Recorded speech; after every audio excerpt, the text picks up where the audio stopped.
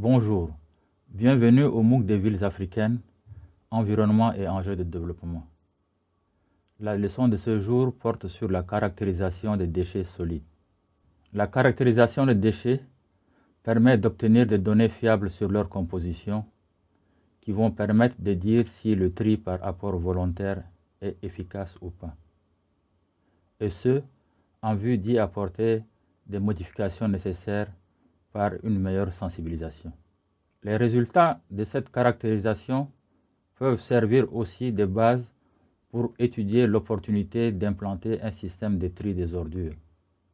Les teneurs en humidité et en matière organique des ordures sont aussi des informations utiles pour la maîtrise d'un pré-traitement biologique. Au cours de cette leçon, nous allons définir les différents types de déchets solides, présenter de manière sommaire la méthode de caractérisation des déchets, analyser la production et la composition de ces déchets solides municipaux. Différentes classifications de déchets existent selon soit leur origine, soit la nature des dangers qu'ils font courir à l'homme ou à son environnement. Cette leçon est uniquement consacrée aux déchets solides municipaux, qui sont constitués de l'ensemble des déchets des collectivités. Les déchets ménagers sont liés à l'activité domestique. Ils comprennent les ordures ménagères au sens strict, telles que déchets de nourriture ou de préparation de repas, balayures, objets ménagers, journaux et papiers divers, emballages métalliques de petite dimension, bouteilles, emballages papier ou plastique, chiffons et autres résidus textiles. On y inclut également les déchets végétaux provenant de l'entretien des jardins et des cours. Bien souvent, on assimile aussi aux déchets ménagers d'autres détritus dans la mesure où ils sont de nature similaire aux déchets de ménage et produits par des individus dans des proportions relativement proches. On citera par exemple les déchets de bureaux, de commerce, de l'artisanat, des administrations, des marchés, des collectivités telles que les cantines scolaires, de l'entretien des espaces verts et des voiries, ainsi que tous les objets et cadavres de petits animaux abandonnés sur la voie publique. Sont exclus de cette classification les boues de vidange, les déchets agricoles, les déchets de construction, les déchets industriels et les déchets hospitaliers. La caractérisation des déchets se fait en 4 étapes. La première étape consiste à prélever un échantillon de déchets. La seconde, à effectuer la pesée de cet échantillon. Ensuite, on procédera au tri des déchets de l'échantillon avant d'effectuer une nouvelle pesée des déchets triés. De manière générale, les statistiques officielles en matière de production et de composition de déchets ménagers sont difficiles à obtenir et restent approximatives. Elles sont sujettes à caution car bien souvent basées sur des recensements non exhaustifs de la population et l'évaluation sommaire de la quantité et de la qualité des déchets collectés. Pour être fiable, la quantification des déchets nécessite une organisation rigoureuse basée sur une collecte régulière et la pesée systématique des camions et bennes. Or, dans certaines zones urbaines, notamment celles qui sont défavorisées, la collecte des déchets, lorsqu'elle existe, n'est pas régulière. À cela s'ajoute l'absence fréquente de points bascule à l'entrée des décharges, généralement non contrôlées. De même, la composition des déchets doit être évaluée en respectant des critères d'échantillonnage stricts afin d'éviter des extrapolations biaisées et donc de mal prévoir la gestion des déchets. Dans tous les cas, ces critères doivent tenir compte du niveau de vie des producteurs de déchets ainsi que de la saison. Les données par pays sur la production et la gestion des déchets solides municipaux peuvent provenir des statistiques, études et enquêtes sur les déchets produites par les municipalités ou d'autres administrations compétentes, les entreprises de gestion de déchets, les associations actives dans ces domaines, ainsi que des projets de recherche.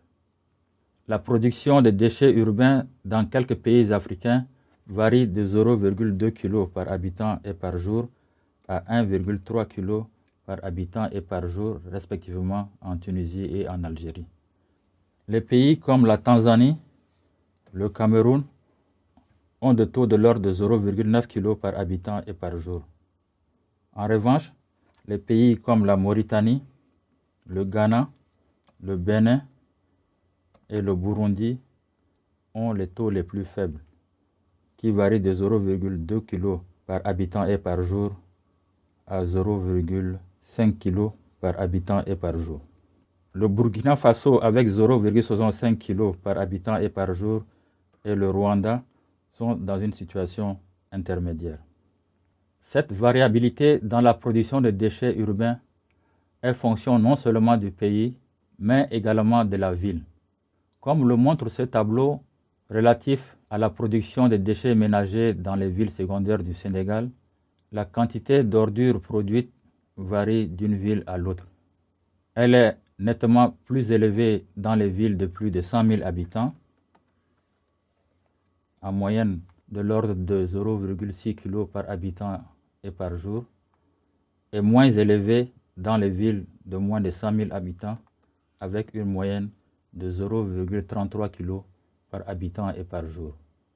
Des études réalisées par le CREPA ont abouti à des niveaux de production similaires, respectivement dans les villes importantes et dans les petites localités, 0,6 et 0,3 kg par habitant et par jour. Le CREPA lie cet écart avec le niveau de vie des populations. En effet, plus le niveau de vie est élevé, plus la production d'ordures ménagères est importante, comme nous pouvons l'observer sur ces tableaux. La quantité de déchets produites est plus élevée chez les ménages vivant dans les zones d'habitat de haut standing. Il est supérieur à 0,9 kg par habitant et par jour. Les changements dans les habitudes de consommation y sont pour cette augmentation. La variation observée dans la production massive des déchets au cours de l'année est liée à la fluctuation du taux d'humidité.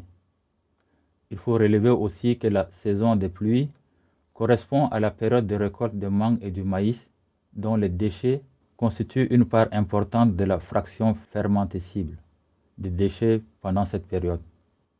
Les taux élevés à Douala en saison de pluie, dans les strates d'habitat spontané et dans les zones périurbaines s'expliquent par cette situation. Ces écarts, comme le notent certains auteurs, peuvent aussi provenir de la méthode même d'évaluation de la production des déchets, évaluation au sein des ménages ou évaluation à l'arrivée des déchets sur les sites de regroupement, de transfert ou de traitement. En matière de composition, on distingue habituellement 3 fractions dans les déchets ménagers.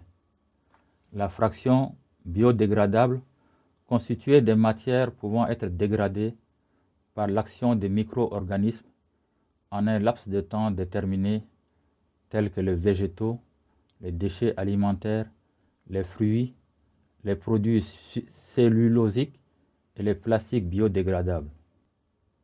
La fraction inerte comprend les matières qui ne peuvent pas être dégradées par l'action des micro-organismes en un laps de temps déterminé, tels que verre, pierre, céramique, plastique non biodégradable, textile synthétique, caoutchouc, etc. Cette fraction apporte plus de nuisances que de pollution chimique. Les contaminants sont des matières qui rejettent des contaminants chimiques, par exemple des métaux lourds, dans le milieu et ne sont pas ou peu biodégradables. Il s'agit des batteries, des métaux non ferreux, des solvants, des peintures, huiles, encre, matériaux contenant des sulfates, etc. Comme le montrent les graphiques, les matières organiques sont la première fraction des ordures en importance pondérale, suivie du sable. Cette présence de sable essentiellement liée au balayage des espaces privés participe de manière essentielle à la charge pondérale des ordures et en conséquence à la pénibilité de leur transport lorsque celui-ci est réalisé en précollecte par des femmes ou des enfants, comme c'est plus souvent le cas, ou avec un matériel à traction humaine. Le tri à la source du sable apparaît donc ici comme une véritable priorité technique de la gestion des déchets. C'est sans doute un axe majeur d'une réflexion sur la préservation ou le développement de pratiques préventives d'évitement ou de valorisation in situ des déchets comme alternative ou complément à la logique d'évacuation. Des innovations ont fait, dans le cadre du programme de gestion des déchets durables et de l'assainissement urbain, l'objet d'expérimentations permettant d'éviter le transport inutile du sable, selon deux grandes options: des pratiques de balayage ou des outils de ramassage, pelles ajourées, permettant d'éviter de ramasser trop de sable, et l'adaptation des poubelles par la transformation du fond en tamis grâce à des orifices afin que le sable s'écoule. Dans les deux cas, les résultats obtenus semblent significatifs sans toutefois résoudre totalement le problème. La simple combinaison, à chaque fois que c'est possible, des deux types d'actions serait peut-être un facteur simple d'amélioration. Comme pour la production des ordures ménagères, on observe des variations importantes entre composition de déchets des zones urbaines et même en fonction du niveau de vie des populations des villes des pays africains. Les graphiques présentent une comparaison entre zones de niveaux de vie différents dans la ville d'Abidjan. Les matières putrescibles sont plus importantes dans les déchets solides des zones d'habitat de moyen et de haut standing. Par contre, la quantité de sable est plus élevée dans les déchets d'habitat de bas standing. Il est moins important chez les ménages des zones d'habitat de haut standing où les cours sont le plus souvent revêtus de pavés ou de gazons et autres plantes ornementales. Peu d'études statistiques font une distinction entre les restes de cuisine, déchets de fruits et légumes, restes de plats cuisiniers, et les déchets verts, feuilles ou branches ramassées dans la concession. Ces deux fractions importantes constituent pourtant la matière organique, laquelle peut également renfermer des déchets du petit élevage et des restes d'animaux. Nous concluons en disant que la connaissance de la production des déchets urbains est essentielle dans la planification d'un système de gestion afin de prévoir au mieux la collecte et les installations de traitement.